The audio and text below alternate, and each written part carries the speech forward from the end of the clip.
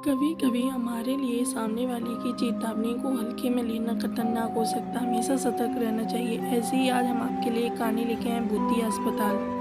बीरान नगर में एक mental hospital के बाहर सुबह एक ऑटो आकर थमा। गाड़ी से एक लड़का उतरा जिसका नाम कवि था और वह अस्पताल के गेट की ओर बढ़ने लगा। जब कोई बाहर नहीं आया तो कवि ने खुद ही गेट खोलकर अंदर जाने का प्रयास किया। जैसे ही गेट खुला, एक आदमी ने कवि से पूछा, क्या आप टीवी ठीक करते हैं? कवि ने उत्तर दिया, नहीं। इसके बाद उस आदमी ने खुद ही कवि को जोरदार थप्पड़ मारा और पूछा, तो तुम यहाँ क्या कर रहे हो? कवि थोड़ी हैरानी में था। थप्पड़ खाने के बाद उसका सिर चकराया, लेकिन वह खुद को संयम में रखकर कहा कि वह नौकरी के लिए आया है। तब एक डॉक्टर और 4 कंपाउंडर गेट के पास पहुंचे। उन्होंने थप्पड़ खाने वाले आदमी को पकड़ लिया। डॉक्टर ने कहा, कंपाउंडर इसे ले जाओ, मैं अभी आता हूँ। जब कंपाउंडर चले गए तो कवि डॉक्टर के पास गया और पूछा, क्या आप बता सकते हैं कि डॉक्टर पाटिल कहाँ मिलेंगे? डॉक्टर ने कहा, मैं ही पाटिल हूँ। तुम जाओ, अपना नौकरी का पत्र दफ्तर में जमा करो और फिर वहाँ से ड्रेस लेकर बगल के केबिन में आओ। कवि थोड़ी देर में कंपाउंडर की वर्दी पहनकर डॉक्टर के केबिन में पहुंचा। डॉक्टर ने बताया, वह आदमी जिसे कभी गेट पर मिला था वह पागल है। वह कुछ दिनों से यहाँ पर आने वाले लोगों को टीवी ठीक करने वाला समझ रहा है। जब उसको पता चलता है कि वह वास्तव में टीवी ठीक करने वाला नहीं है तो उसे वह थप्पड़ मार देता है। उसके बाद डॉक्टर ने अपने अस्पताल के एक कंपाउंडर कांति को बुलाया और कवि का परिचय करवाने के लिए कहा। कांति ने कुछ ही देर में कवि को सबके साथ मिलवा दिया और फिर उसे मरीजों के कमरे में ले गई। वहाँ हर कोई कुछ न कुछ अजीब हरकत कर रहा था। कोई दिल टूटने वाली शायरी सुना रहा था तो कोई फिल्मी संगीत गाते हुए डायलॉग मार रहा था। सभी मरीजों को देखते हुए कांति ने कवि से कहा कि आज के बाद से तुम्हें इन सारी चीज़ों को झेलना होगा। इतना कहकर कांति वहाँ से चली गई। तभी कवि को पता चला कि उसकी नाइट ड्यूटी थी। दिन के समय आराम करने के बाद कवि रात को मरीजों की देखभाल करने लगा। जैसे ही रात के 12 बजे सभी का चेहरा डर से पीला पड़ गया।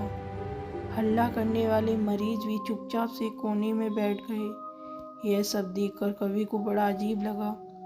उसने डॉक्टर से पूछा, आखिर ये सब क्या हो रहा है? सब लोग इतना डर क्यों रहे हैं? डॉक्टर ने उत्तर दिया, इस अस्पताल में रात 12 बजे के बाद भूत घूमते हैं। वो सभी पुराने मरीज हैं जिनके इलाज के दौरान मौत हो गई थी। अकेले बाथरूम जा रहा था। जब उसे लगा कि कोई उसके पीछे है, मुड़कर देखने पर कोई नहीं दिखा।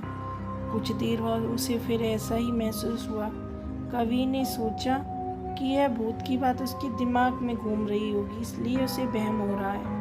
बाथरूम करके जब कवि बाहर जा रहा था तो उसे शीशे में लिखा हुआ दिखा, आज तुम पागल हो जाओगे।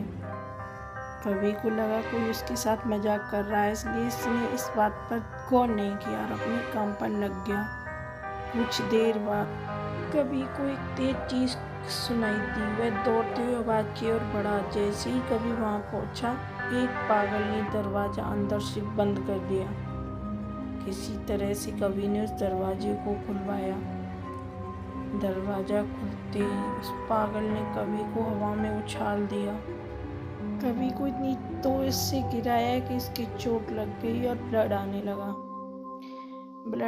लगा। तभी एक जोर की हंसी कवि को सुनाई दी।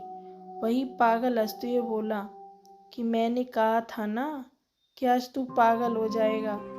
कवि ने गुस्से में चिल्लाते हुए कहा, पागल आदमी, तूने ये क्या किया? रुक, तुझे अभी बिजली का झटका देता हूँ। पागल ने जवाब दिया, अस्पताल में मिलने वाले बिजली के झटके से ही तो मेरी मौत हुई। अब तू क्या मुझे सौंप देगा? अब मुझे इनका डर नहीं। इतना कहते ही उस पागल भूत ने रवि को एक हाथ से पकड़ा और दूसरा हाथ स्विच बोर्ड में डाल दिया। इस तरह से कवि को बिजली का इतना तेज झटका दिया कि उसकी चीखों की आवाज़ से पूरा अस्पताल गूंज उठा। कवि की आवाज़ सुनकर अस्पताल में मौजूद नाइट स्टाफ दौड़ते हुए उस कमरे की तरफ आए। सबको वहाँ कवि बेहोश सी हालत में मिला। तुरंत कवि को मरीजों के बेड पर लेटाया। उसी दिन से कवि की दिमागी हालत खराब है। अब कभी अपने आप को उस अस्पताल का डॉक्टर समझने लगा है।